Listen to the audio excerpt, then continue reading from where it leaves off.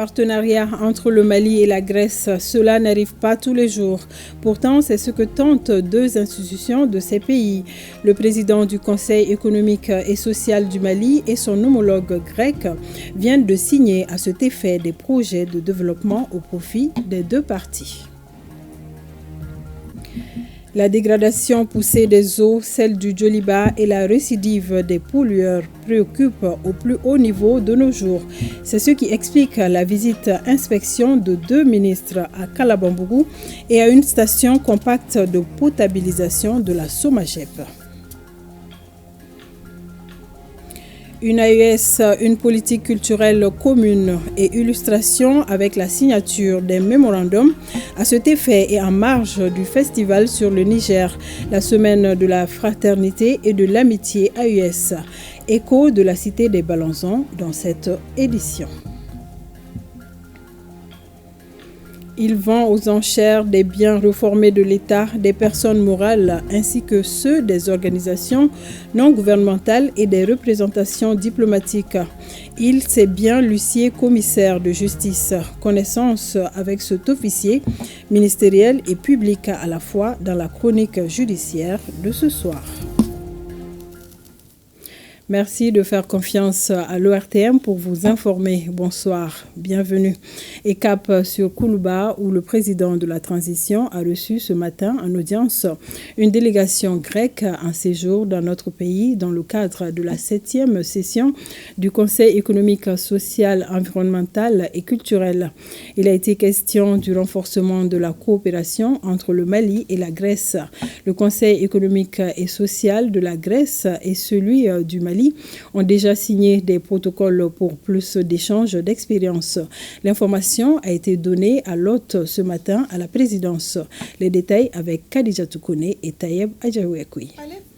Présidentiel de Koulouba, le président de la transition reçoit une délégation grecque. À sa tête, le président du Conseil économique et social de la Grèce. Il est l'invité d'honneur de la 7e session du Conseil économique, social, environnemental et culturel, dont les travaux ont été lancés ce lundi. Quoi de plus normal pour le chef de l'État de recevoir cet ordre de marque pour renforcer davantage les relations déjà satisfaisantes entre Bamako et Athènes, tant au niveau bilatéral que multilatéral. À l'issue des échanges, Païdas Ionis a exprimé sa joie de se retrouver en terre malienne. Il s'est dit particulièrement impressionné par les progrès réalisés dans divers domaines au Mali sous le leadership du président de la transition, Assimi Goïta. À son Excellence, nous avons développé nos initiatives de collaboration bilatérale avec le Conseil économique, social et environnemental du Mali et également le potentiel qui s'ouvre devant nous. Nous avons informé son Excellence que nous avons signé un protocole de coopération entre nos deux institutions, les conseils économiques et sociaux, et nous allons avancer étape par étape à la mise en application de ce protocole de coopération. Et nous attendons à Athènes le président Katilé lorsque son agenda le permettra. Le Mali et la Grèce sont donc dans une dynamique de renforcement de leur coopération. Selon le chef de la délégation grecque, le général d'armée Assimi Goïta affirme soutenir toute initiative allant dans le sens du bien-être des Maliens. Cela dans le strict respect des principes qui guident désormais l'action publique au Mali. Son Excellence, le président de la transition, quand il a stipulé trois éléments très importants. Chaque pays doit respecter la volonté du peuple de l'autre pays, des autres pays, et respecter l'indépendance des pays. Et aucune force extérieure, aucun autre pays ne peut essayer de diviser pour régner sur un autre pays. Donc cette stratégie de diviser pour régner appartient plutôt à l'histoire, au passé. Et le président de la transition est le garant de l'unité de ce magnifique et grand pays. Le séjour de la délégation grecque s'inscrit dans le cadre d'échanges d'expériences entre les deux institutions.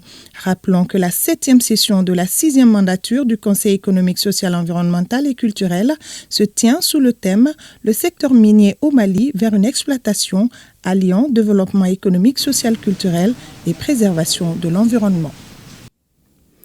Même activité, autre lieu, le président du Conseil économique, social, environnemental et culturel du Mali et son homologue de la Grèce viennent donc de signer un protocole de partenariat dans différents domaines. Le protocole a été paraphé dans la grande salle de conférence du Conseil, sis à Koulouba devant ses membres et la délégation du Conseil économique et social de la Grèce. Compte rendu, Fademba Keita. Le président du Conseil économique, social, environnemental et culturel, Yacouba Katile, et son homologue Ioannis Paidas de la Grèce, et toute l'assistance écoutent au préalable les clauses ou domaines de coopération contenus dans le protocole de partenariat avant sa signature. Les deux institutions conviennent d'asseoir des mécanismes pertinents permettant un renforcement de leur coopération dans l'exercice de leur mission, notamment identifier et partager des expériences réussies dans les domaines social, économique, du développement durable, de l'éducation, de la culture, de l'environnement et de la gouvernance. Les 10 domaines de partenariat déclinés profitent aux deux institutions. Les deux présidents apposent leur signature sur le protocole de partenariat, montrant ainsi qu'ils peuvent coopérer ensemble pour le bonheur du Mali et de la Grèce. Seront disposés d'offrir l'hospitalité pour un jeune membre de chez vous, ou un scientifique, ou un expert, ou un membre de chez vous, pour venir rester auprès de notre conseil durant une période de 4 mois, d'un mois de temps, pour voir justement comment nous travaillons. Nous ne pouvons pas aller en tout cas véritablement à la mise en œuvre du contenu de cette déclaration tant que nous ne sommes pas ensemble à travers des actes que nous allons poser dans la grande concertation. Si aujourd'hui nous avons reçu nos amis de la Grèce, c'est pour vraiment travailler véritablement à cela. Et le protocole qu'on vient de signer va nous permettre en tout cas de faciliter ce travail. Visiblement satisfait de l'accord, ils se rendent à la Bourse du Travail pour montrer aux nouveaux partenaires le siège et le fonctionnement de l'UNTM, la grande centrale syndicale du Mali. Ioannis Paidas, qui a aussi passé près de 40 ans à la tête de la grande centrale syndicale de la Grèce, apprécie les combats que mène au quotidien l'UNTM pour le bonheur des travailleurs et l'amélioration des conditions de travail de l'État malien. Et nous restons avec l'institution qui veut contribuer au débat sur la valorisation de la filière minière. C'est dans ce cadre qu'il a entendu plusieurs communications sur le nouveau code minier et la loi sur le contenu local. Les conseillers de la République sont désormais bien outillés pour faire la promotion de nos ressources naturelles et faire en sorte que celles-ci profitent aux Maliens. Écoutons à ce propos le président du Conseil économique, social, environnemental et culturel, Yacouba Katile, au micro de Aloussine Touré. Il y a eu un nouveau code minier depuis 2023. Nous avions depuis 2023 décidé d'en parler, de chercher à comprendre davantage quel avantage pour les Maliens. Mais il y avait d'autres priorités, les gens ont souhaité qu'on aille dans ce sens, ce qui a fait que ces sujets, on l'avait laissé. Mais cette année, dans le cadre vraiment de la session, concernant le traitement des dossiers sensibles, on a souhaité revenir encore sur cette situation vraiment du code minier. Alors on ne peut pas parler du code minier sans parler vraiment des autres paramètres. Et notamment, il y a la question environnementale qui est posée, il y a les traitements à des niveaux. Il y a les grandes firmes, les grandes entreprises avec les moyens colossaux, mais également il y a les côtés artisanal.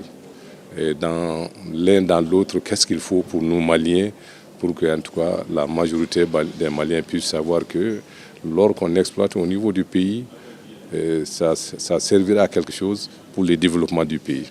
Donc ça fait des grands débats, ce qui fait qu'il y a un certain nombre de sous-thèmes qu'on aura à traiter. Mais aujourd'hui, principalement, nous allons parler en tout cas du cas de la réforme au niveau du code minier. Qu'est-ce que ça va nous apporter en termes de recettes et la loi, même en question, qu'est-ce qu'elle dit de façon fondamentale par rapport vraiment à la gestion du domaine minier au niveau du Mali. Voilà, je crois que la grande préoccupation qu'on a. Et pendant des semaines, nous allons discuter de cela et au sortir quand même vraiment de la session, il y aura des recommandations pertinentes par rapport à ces secteurs. Autre sujet, face à la dégradation poussée des eaux, notamment celle du fleuve Niger et la récidive des pollueurs, les autorités réagissent. Un constat a été fait aujourd'hui à Kalabambougou par le ministre de l'Énergie et de l'Eau, accompagné de son collègue chargé de l'assainissement. Ils ont conclu cette sortie par un tour de la station compacte de potabilisation numéro 2 de la Somagep. Des détails avec Hawa Adama Koulibaly et Sidi Modibo Dombele. Ce mardi matin, pas de temps pour les civilités. Il y a urgence. Ce que nous avons vu aujourd'hui est alarmant. Le ministre Djané, accompagné de sa collègue de l'environnement, a réveillé les riverains du village de Kalabambougou. La situation déchirante de l'état des eaux oblige. On ne peut pas accepter que quelques individus, de par leur activité, viennent polluer notre eau. Regardez, la turbidité a dépassé plus de 100 et quelques. Donc toutes les normes. Cela n'est pas acceptable. Cette visite est bien accueillie par les notabilités du village, d'autant plus que la conscientisation, leur seule arme de combat, manque depuis longtemps de munitions. Nous avons trouvé que la qualité de l'eau, ce n'est plus comme auparavant. On ne peut que dire ce que vous êtes en train de faire, ce n'est pas bon, nous ne pouvons pas faire autre chose. Tout ce que nous pouvons faire, c'est avertir nos autorités. La sensibilisation, on a dépassé ce seuil. Maintenant, il faut vraiment sévir. Déjà, on va revisiter la législation en la matière. On va d'abord voir et appliquer. Si ça ne suffit pas, on va peut-être initier d'autres textes. Mais ça ne peut pas s'arrêter à ça. L'inspection du jour a également concerné les installations de la station compacte de potabilisation numéro 2 de la Somagep. Une étude sera réalisée prochainement pour impulser un nouvel élan à toutes les stations de production pour mieux fournir la population en eau potable. Et cette visite fait suite au reportage diffusé par l'ERTM le samedi dernier sur la dégradation du fleuve Niger.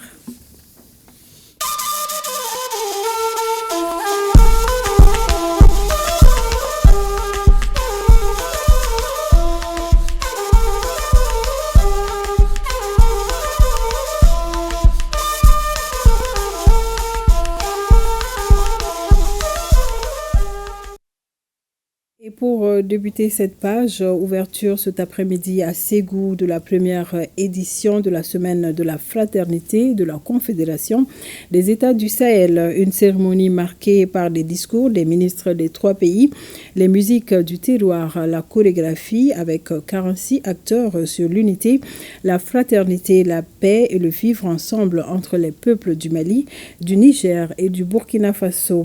Une forte délégation du Burkina et du Niger, avec à leur tête leur ministre de la Culture, ont fait le déplacement de Ségou pour se joindre à leurs frères et sœurs du Mali. Cela pour célébrer les arts et cultures de leur espace commun. La semaine de la fraternité est couplée à la 21e édition de Ségou Art Festival sur le Niger. Plus de détails sur cette cérémonie d'ouverture dans nos éditions de demain avec Ramata Kounate et Karamoko Traoré, nos envoyés spéciaux. Désormais, les États de l'AES ont une politique culturelle commune. 4 ministres en charge de la culture et de l'artisanat de l'espace, dont 2 du Niger, ont signé ce matin un mémorandum d'entente dans la cité des Balanzans. Objectif: harmoniser les politiques pour faire de la culture un puissant levier de concrétisation des idéaux de l'AES. La signature s'est déroulée en marge du festival sur le Niger et la semaine de la fraternité et de l'amitié AES. Envoyés spéciaux Cheikh Oumar Sangaré et Abdul Salam Bambara. Le présent mémorandum vise à harmoniser les politiques culturelles dans l'espace AES et les États s'engagent à les respecter. Il porte globalement sur la valorisation des industries culturelles et créatives et du patrimoine, la protection des biens matériels, le financement public des initiatives culturelles et autres protections du patrimoine naturel. Cette étape va être une étape cruciale dans la construction de notre État confédéral. En plus des stratégies communes de la défense et de la diplomatie, je pense que la culture constitue la pierre angulaire du développement de nos 3 États.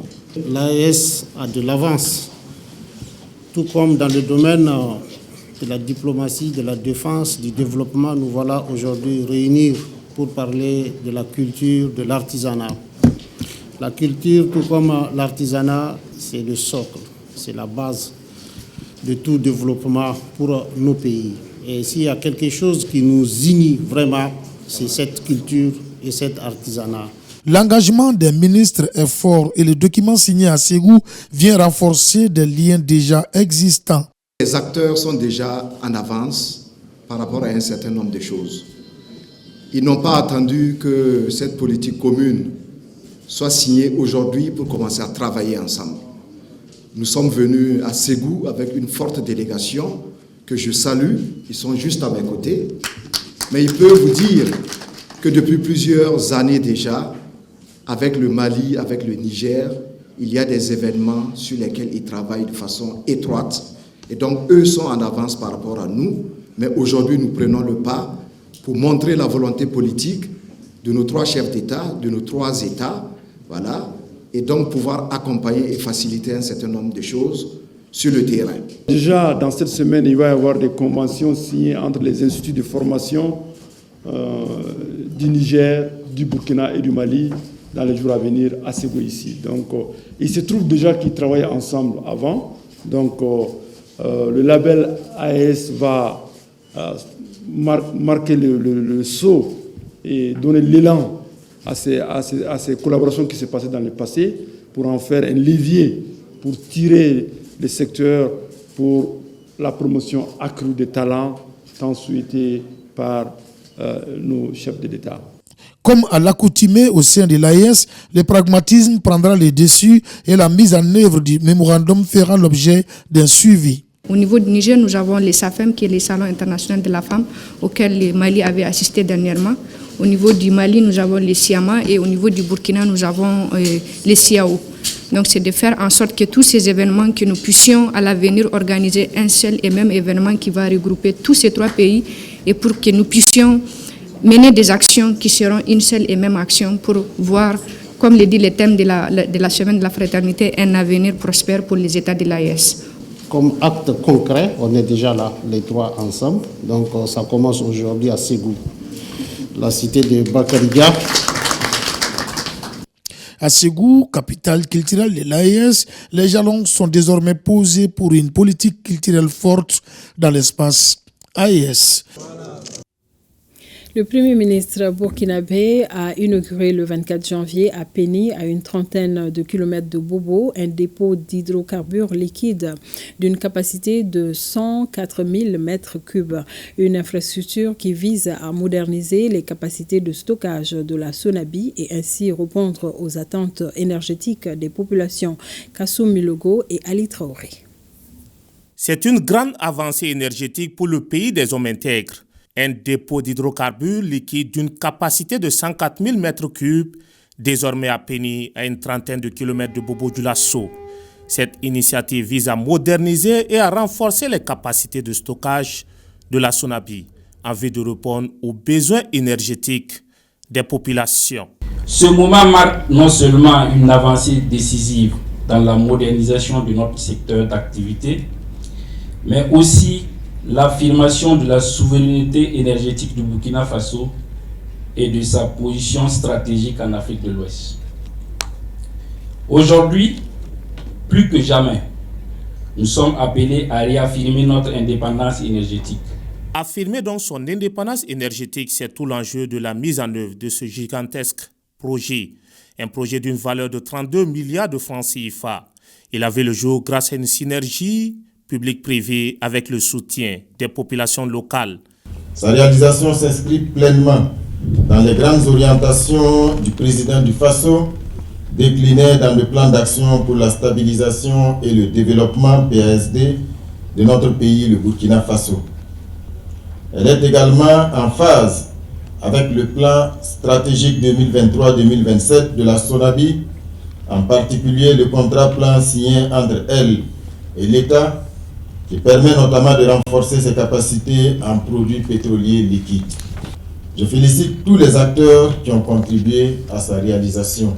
L'inauguration de ce dépôt de la SONABI, au-delà d'approvisionner les populations en hydrocarbures, est également une opportunité de création d'emplois. L'inauguration de ce dépôt ne se limite pas à une amélioration des infrastructures pétrolières. Elle participe à l'accès des populations à l'énergie et ouvre de belles perspectives de développement économique et social de notre pays en général et de la région des Hauts-Bassins en particulier.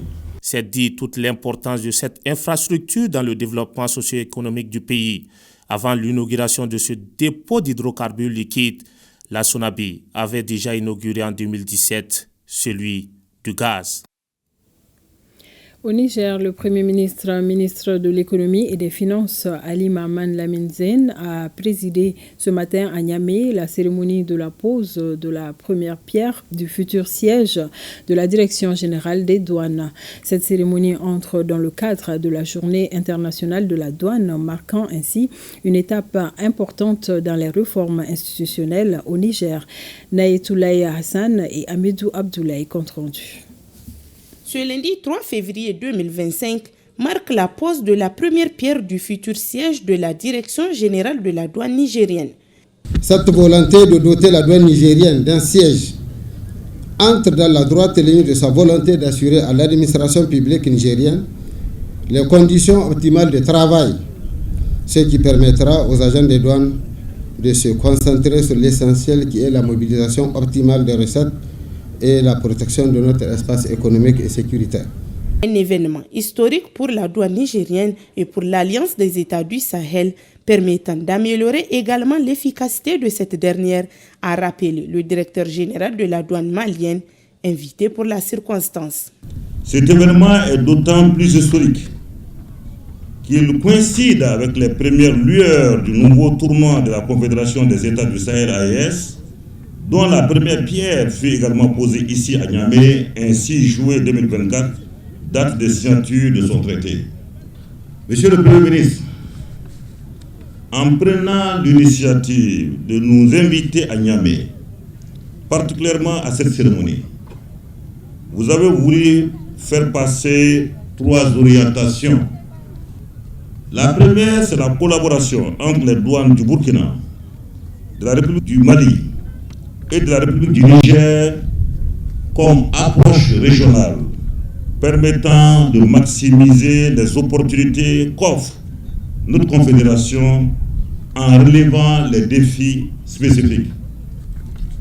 La deuxième orientation, Monsieur le Premier ministre, c'est le renforcement de nos systèmes communs de gestion des frontières, l'harmonisation de nos politiques et l'investissement dans les technologies de pointe pour améliorer l'efficacité de nos administrations douanières.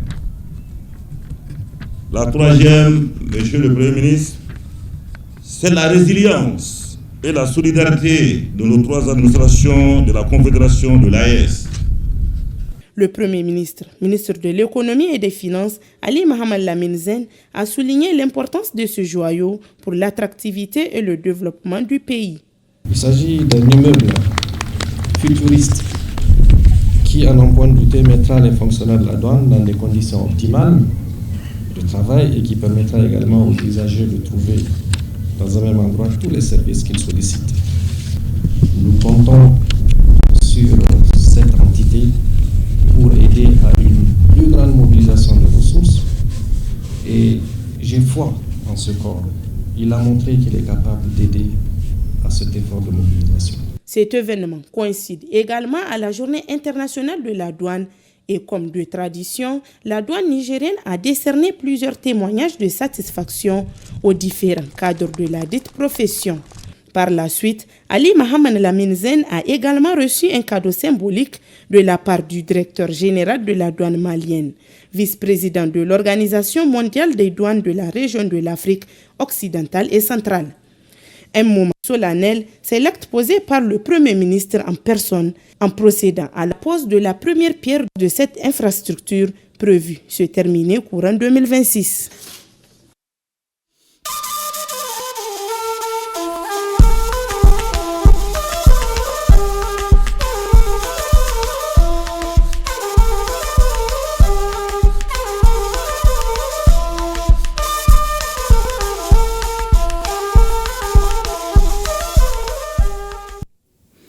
Ici à Bamako, le Centre international d'oncologie, en collaboration avec les combattantes du cancer et Onco-Mali, respecte la tradition en organisant une journée porte ouverte avec des consultations gratuites. L'initiative est prise à la faveur de la Journée internationale de lutte contre le cancer, une maladie qui n'épargne aucune partie de l'organisme. Kumba Sissi pour les détails. Depuis plusieurs années, le Centre international d'oncologie, en collaboration avec les combattantes du cancer et Onco-Mali, est engagé dans la lutte contre le cancer. Le 4 février, Journée internationale de lutte contre le cancer sous toutes ses formes, est un moment propice pour ces acteurs de rappeler les dangers de cette maladie, la cause et surtout l'importance du diagnostic précoce. Le cancer est une cause majeure de décès dans le monde. Il y a eu 10 millions de décès en 2023 à cause du cancer. Le Mali fait partie. Environ 30% des décès par cancer sont dus aux principaux facteurs de risque comportementaux, alimentaires. Ainsi, un indice de masse corporelle élevé, une faible consommation de fruits et légumes, le manque d'exercice physique et le tabagisme et la consommation d'alcool. Lors de cette journée, le Forum médical a offert à la population une journée de consultation gratuite. Au Mali, les 5 cancers les plus fréquents sont le cancer du col de l'utérus, le cancer du sein, le cancer de l'estomac, le cancer du foie et le cancer de la prostate. Donc pendant cette journée, nous allons dépister prioritairement ces 5 cancers pour faire reculer ce fardeau au Mali. Cette journée, nous nous adressons à notre gouvernement pour vraiment la prise en charge de cette maladie-là. Parce que ce n'est pas facile. Pour traiter un cancer, ce n'est pas moins de 2 millions. Ce qui n'est pas à la portée des Maliens. Le cancer peut toucher tous les organismes de l'être humain. Son diagnostic précoce et sa prise en charge rapide permettent de guérir la maladie et limiter les dangers qu'elle cause chez les patients. Célébration de la fête nationale de l'Inde à Bamako. Le cocktail organisé à l'occasion de ce 76e anniversaire a servi de cadre pour le Mali et l'Inde de dévoiler certains domaines de coopération entre les deux États comme la formation, l'énergie, les technologies, entre autres. Youssouf Tchakité, Sambou Tchakité, reportage. Cette réception consacre la célébration du 76e anniversaire de la République de l'Inde, une cérémonie qui enregistre la présence de nombreuses personnalités, notamment les représentants du gouvernement malien, au regard de la solidité de la coopération entre le Mali et l'Inde. L'Inde et le Mali entretiennent d'excellentes relations fondées sur l'égalité, le respect mutuel ainsi que des valeurs communes qui se traduisent par une coopération bilatérale dynamique et un partenariat étroit dans les instances multilatérales. L'Inde est un partenaire direct du Mali en matière de développement. L'Inde fournit un appui en matière de formation technique et de renforcement des capacités aux fonctionnaires maliens ainsi qu'aux professionnels du secteur privé par le biais de son programme indien de coopération technique et économique, high-tech. Dans l'Inde, avec laquelle nos relations de coopération et d'amitié se portent à merveille et se consolident davantage. Cette coopération, bien que dynamique, mérite d'être diversifiée en intégrant d'autres domaines clés du développement tels que les mines, la défense, la sécurité et les énergies renouvelables. Monsieur l'ambassadeur, dans le cadre des échanges entre les deux pays, le gouvernement du Mali salue l'appui considérable du gouvernement indien à la formation des ressources humaines de notre pays à travers le programme indien de coopération technique et économique high-tech. En tout cas, les deux pays continuent de poser des actes pour la dynamisation de leur partenariat déjà dynamique. Les premières journées portes ouvertes du CENU, Centre national des œuvres universitaires du Mali, viennent de se tenir à Kabala. Toutes les universités étaient représentées à ce rendez-vous autour du thème « Le CENU à l'écoute des étudiants ». Lors des débats, certains étudiants ont évoqué des retards dans le paiement de leur allocation financière. D'autres ont parlé de problèmes relatifs au transport, à l'hébergement, aux soins, nous dit Batraoré. Le CENU, Centre national des œuvres universitaires, innove dans l'exercice de sa mission. Les journées portes ouvertes sont organisées pour la première fois. Elles donnent l'opportunité aux étudiants venus de toutes les universités d'exposer les problèmes dans la perspective d'avoir des réponses. Ces rendez-vous portent sous le thème le CENU à l'écoute des étudiants. Les étudiants qui évoquent des retards dans le paiement des allocations financières, des problèmes d'hébergement, des transports, des soins, bref, la liste est longue. Nous avons pensé qu'en faisant cette journée porte ouverte, et ça va contribuer surtout à rapprocher les étudiants du CENU. Parce que c'est important pour nous, ça va nous permettre qu'on puisse échanger en direct avec eux et de prendre les nouveaux besoins et pour pouvoir nous ajuster et pour pouvoir contribuer davantage à traiter ces cas et à améliorer leurs conditions de vie. Ce rapprochement entre le CENU et ses étudiants est déjà une solution en soi, estiment certains étudiants qui pensent qu'il y va du renforcement de la confiance entre acteurs. Je suis à moitié satisfaite parce qu'ils nous ont dit que voilà, ils étaient en train de mettre en place les moyens et systèmes pour pouvoir répondre, pour pouvoir être à la hauteur de nos demandes. Donc, déjà, c'est un bon début. On doit travailler à pérenniser ces initiatives. Ça ne doit pas être annuel. Je vais même voir aussi ces semestriels, appeler les étudiants, échanger avec eux, discuter avec eux. Ce cadre d'échange instauré sera pérennisé dans le souci de répondre aux besoins croissants des étudiants. Une affirmation faite par le premier responsable du Centre national des œuvres universitaires du Mali.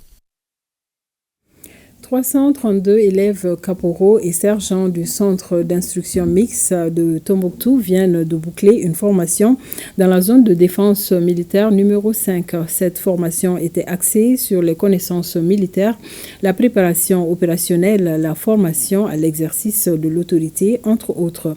Najim Babassi, Maouloud Tandina avec le concours de la DIRPAR. Ils sont 332 stagiaires dont 191 élèves caporaux, 141 élèves sergents dont 5 personnels féminins qui ont participé avec assiduité au certificat d'aptitude technique numéro 1 et numéro 2 dans la zone de défense numéro 5 au centre d'instruction mixte de Tombouctou. Les attentes étaient nombreuses et ensemble, nous les avons surmontées en mettant de côté nos différences d'armes et d'appartenance au profit de la cause commune. Ainsi, nous avons opté pour un programme adapté, une première d'ailleurs portant sur la préparation opérationnelle, l'aguerrissement, le combat en zone urbaine, la formation à exercice d'autorité, le français et la technique d'expression orale. Ces éléments sont issus de l'armée de terre, de la garde nationale, des directions du matériel, des transmissions, de la santé et de la protection civile. Je tiens à vous rassurer que l'objectif a été atteint. Nous sommes donc à cet instant prêts à tenir, et vous rassure, nos futurs devoirs et responsabilités sur les rangs des femmes. Après avoir salué le haut commandement pour cette initiative, les responsables de la 5e région militaire ont félicité l'encadrement et les stagiaires pour la promptitude et le respect des normes établies dont ils ont fait preuve durant la formation. Vous avez travaillé dur, surmonté des défis et acquis des compétences précieuses qui vous prépareront à la prochaine étape de votre vie. Aux formateurs, votre engagement a été inestimable pour guider nos stagiaires vers le succès. Félicitations aux élèves, ces élèves qui ont été là, qui ont supporté, qui ont accepté et qui ont été formés comme nous l'avons voulu. Donc pour nous, c'est une première. C'est quelque chose qui s'est bien passé et nous sommes très fiers de ces éléments-là qui viennent d'être formés. La remise des attestations aux stagiaires, la revue des troupes et un défilé militaire ont été les quelques temps forts de cette cérémonie à Tombouctou. La ministre de la Promotion de la Femme, de l'Enfant et de la Famille était à Koutiala où elle a rencontré les forces vives, les notabilités et les autorités régionales. Diarra Djenebou Sanogo a annoncé la délocalisation du lancement officiel de la fête du 8 mars à Koutiala, puis a échangé avec les Koutialais sur les orientations du président de la transition. Elle a également visité les locaux du service relevant de son département et quelques réalisations de certains groupements de femmes battantes. Reportage Brahima Kone et Amadou Dolo. Dans la salle de conférence de l'ex-conseil du Cercle plein à craquer, le ministre de la Promotion de la Femme, de l'Enfant et de la Famille a annoncé en Bamanankan la délocalisation de la cérémonie de lancement officiel des activités du 8 mars à Koutiala. Nakun flatenabi kana dron kana anga jamana kuntigi no général d'armée Assimi Goïta lainin sele ama ko ambi fait 8 mars lancement ka bo Bamako kono no e ka délocaliser parce que amena abike Bamako konnana hakila ni mina ka chien flanani e Mali kono 8 mars lancement ka délocaliser ayi yamaria di k'a fɔ ko awɔ k'a sɔnna ko ka o bonya di kucalakaw ma ɲinan san 2025 kɔnɔna. Koutiala, constitué d'un melting pot, devra sauver l'honneur de toutes les communautés qui y vivent à travers la manifestation d'une hospitalité légendaire, une forte mobilisation et une bonne organisation de la fête du 8 mars. Nini ko nana ka ɲɛsin an ma an seko ye fɛn fɛn ye an kan ka a kɛ ala ka kɛ bonba ɲɛbila ye nin ye ko mun talen ka ɲɛsin an ma ko wɛrɛ bɛ nin kɔfɛ o donc ala k'o yira an bɛɛ la. Sifinnakaw musojɛkulu an bɛ jigi ye dutigiw de fɛnɛ ye donc ka dɛmɛ ɲini Mali cɛ bɛɛ fɛ kɛrɛnkɛrɛnna Kucala ni 8 mars min natɔ filɛ u ka an dɛmɛ a kɛcogo ɲuman na a sabati cogo ɲuman na walasa a ka se k'a fɔ Kucala 8 mars a ɲɔgɔn ka dɔgɔ min ta ye Kucala bɔ. Les échanges entre le ministre Diarra Djenebou Sanogo et les forces vives de Koutiala ont également porté sur d'autres sujets intéressant la vie de la nation malienne. Ainsi, elle en a profité pour rappeler les grandes orientations du président de la transition, parmi lesquelles figurent en bonne place la défense et la sécurité, ainsi que les réformes politiques et institutionnelles. Madame le ministre a visité les locaux du service relevant de son département. Les femmes battantes étaient à l'honneur. En témoigne cette visite effectuée à la coopérative des femmes de Koutiala, COFEC, et au groupe de saponification Mama Ouattara de La Fiala. Ami bara mino safine bara de.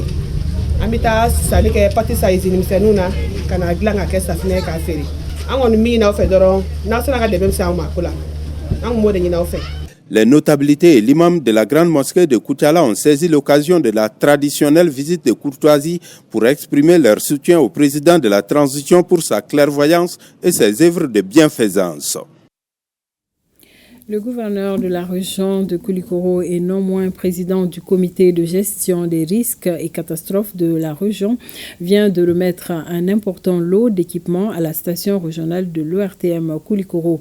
Le don est composé d'ordinateurs bureautiques, d'enregistreurs numériques, d'imprimantes, de climatiseurs, entre autres. Cet appui vise à améliorer les conditions de travail du personnel de l'ORTM dans ses missions de service public. Les équipements ont été remis au directeur général de l'ORTM, Hassan Baba Djombele. Compte rendu, Jean-Baroussa Konati. Différents cas d'inondation recensés à travers la région. Donc nous avons fait le parcours de toute la région avec la station régionale de l'ORTM de Koulikoro. Mais nous avions estimé que cette station, du mieux qu'elle peut, a donné le maximum d'elle-même. Mais malheureusement, les moyens étaient rudimentaires. Pas un franc payé à l'ORTM. Ça, je le précise. Pas un franc.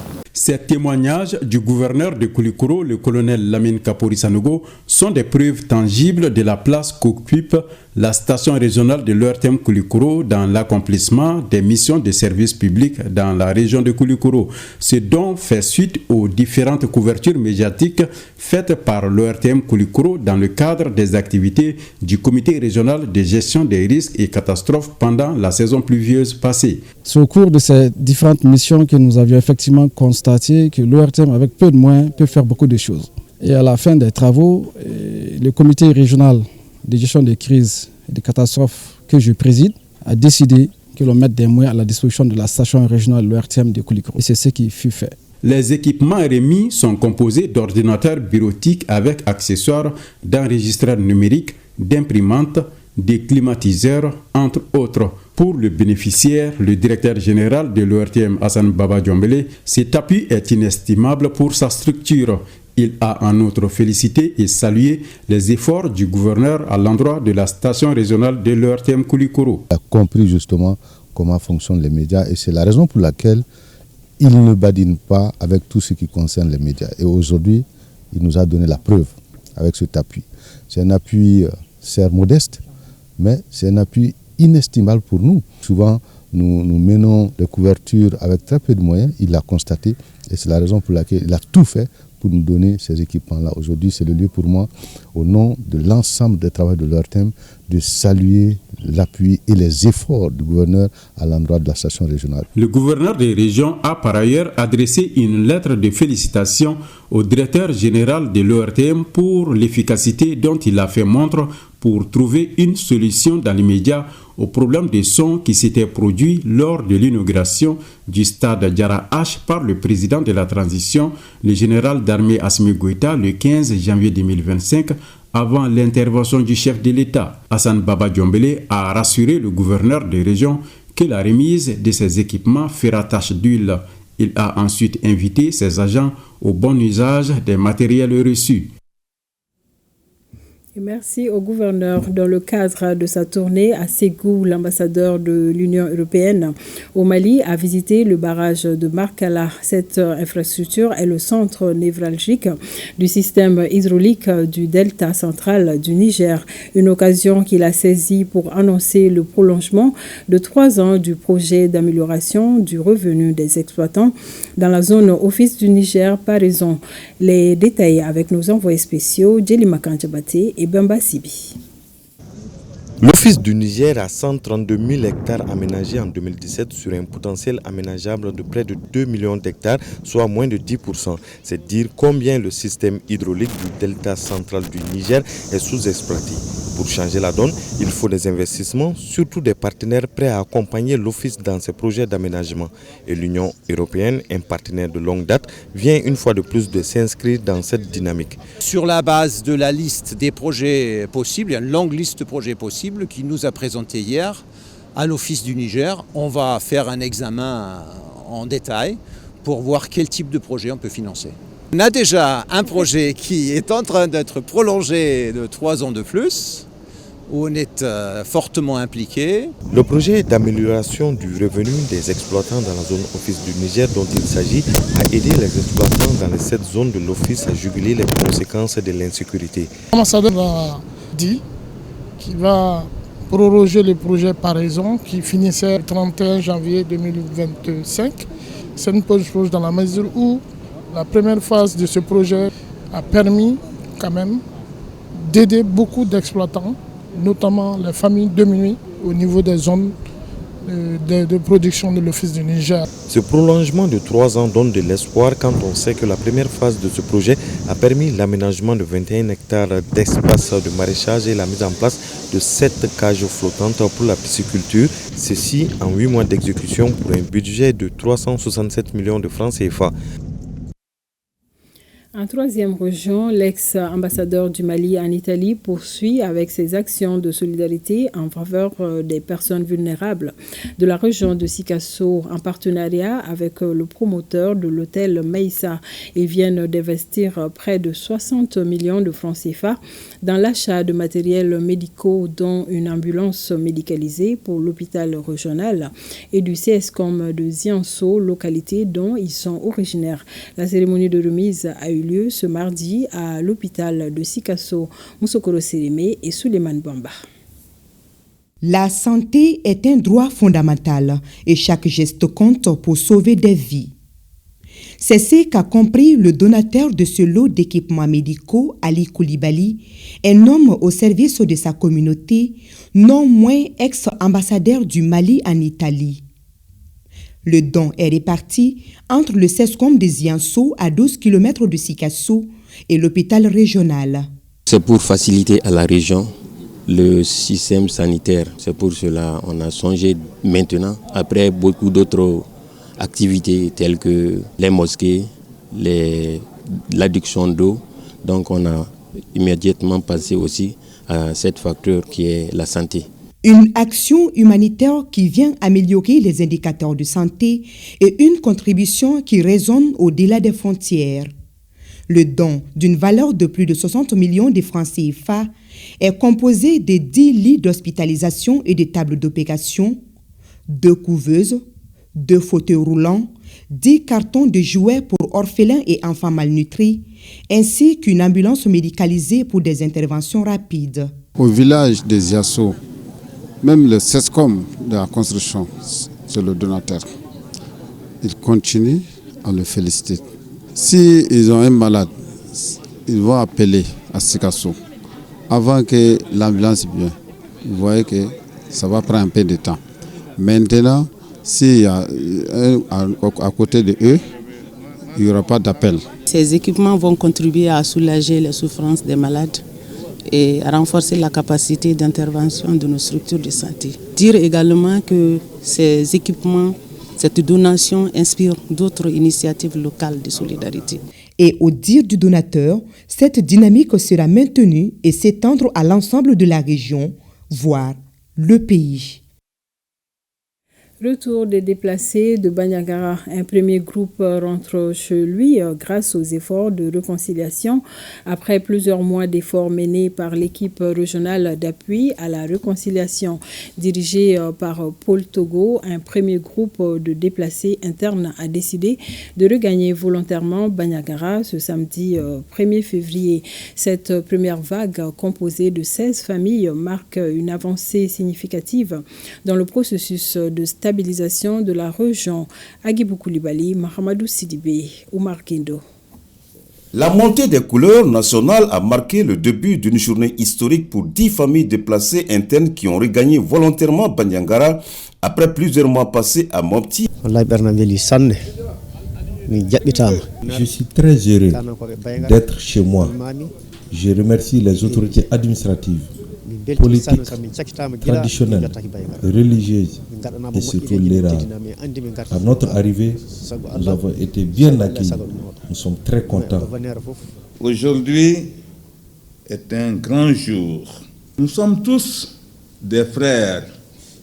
Nous sommes tous des sœurs.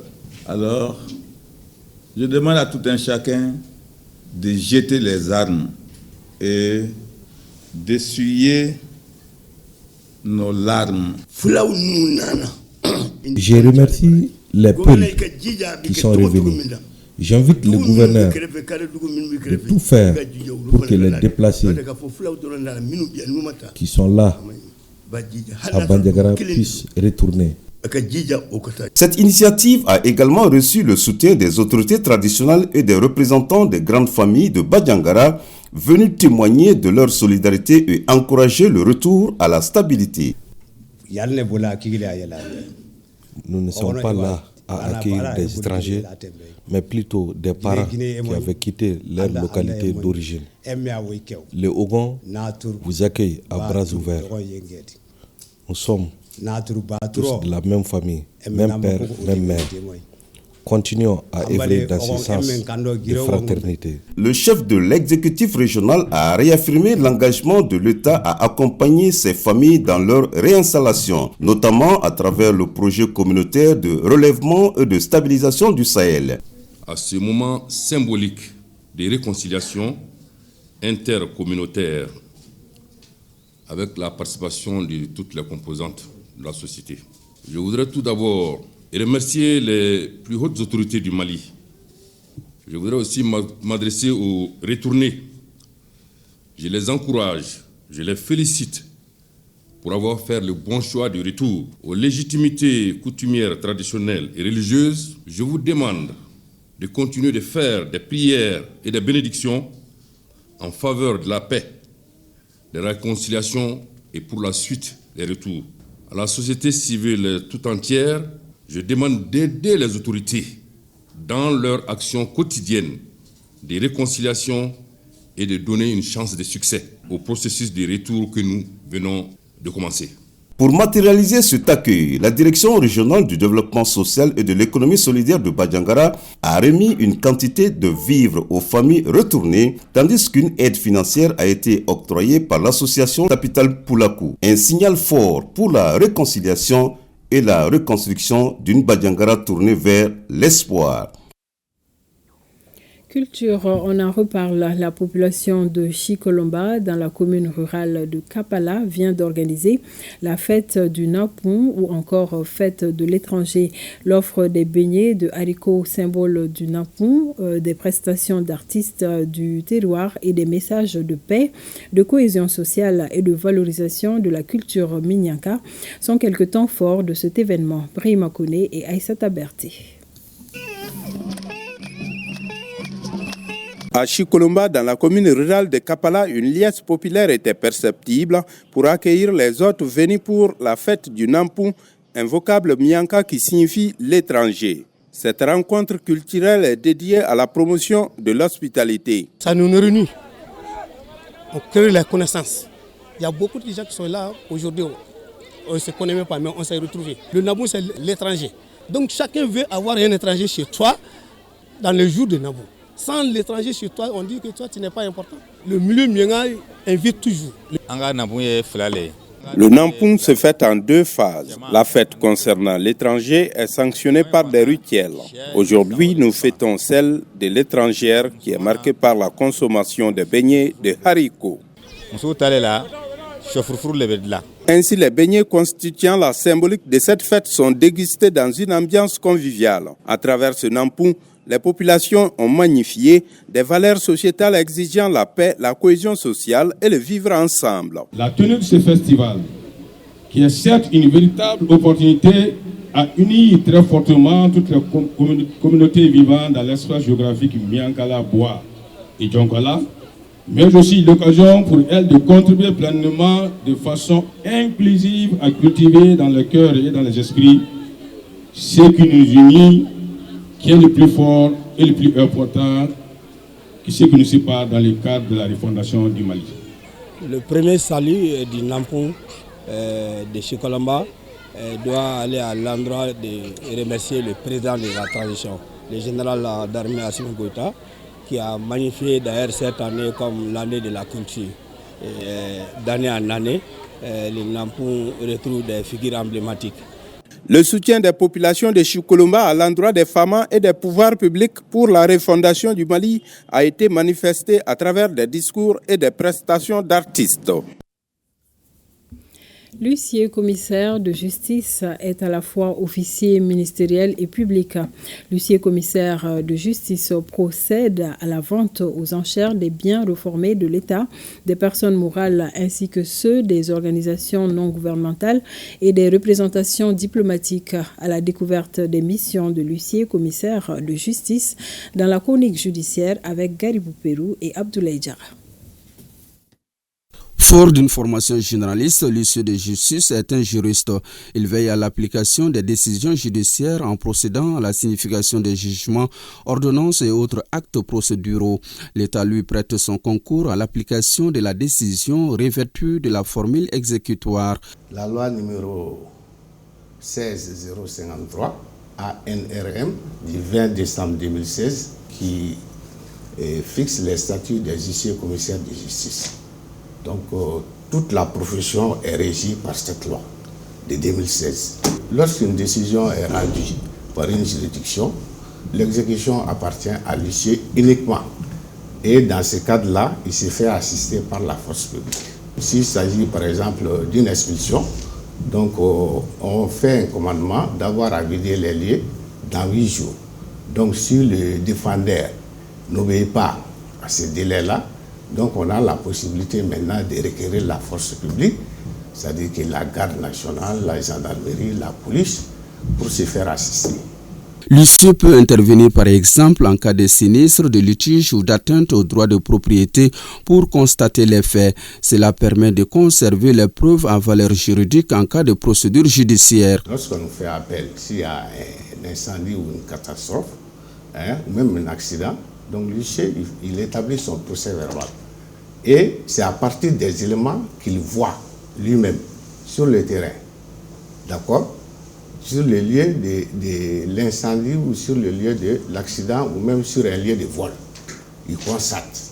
Et c'est à partir des éléments qu'il voit sur les lieux qu'il établit son procès verbal. C'est pour permettre au requérant, à la personne qui en fait la demande, de saisir le tribunal, les juridictions compétentes, pour se faire dédommager.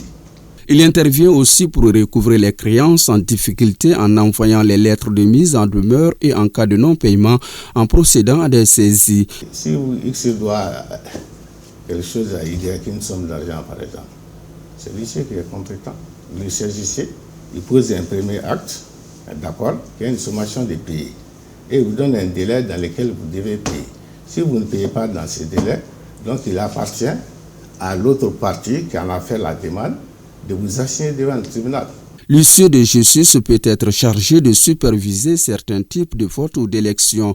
Outre cela, il intervient aussi dans les rôles de médiation ou de conciliation. De prime abord, nous ne traînons pas les gens devant le tribunal. Nous faisons en sorte que vous vous entendez. Si vous voyez même qu'on vous donne un délai, d'accord, c'est pour amener l'autre partie vraiment à revoir sa position. Très souvent. Par exemple, pendant ces délais-là, donc les deux parties peuvent trouver un terrain d'entente. Comme ça, on va éviter le tribunal. Et les procédures onéreuses, longues et coûteuses, alors qu'on peut régler les problèmes devant l'huissier. Souvent, nous établissons même des protocoles d'accord entre les deux parties. Et ce protocole d'accord peut être homologué très souvent devant le tribunal. Et là, ça a force d'un jugement. L'huissier commissaire de justice est au début et à la fin de toute procédure judiciaire.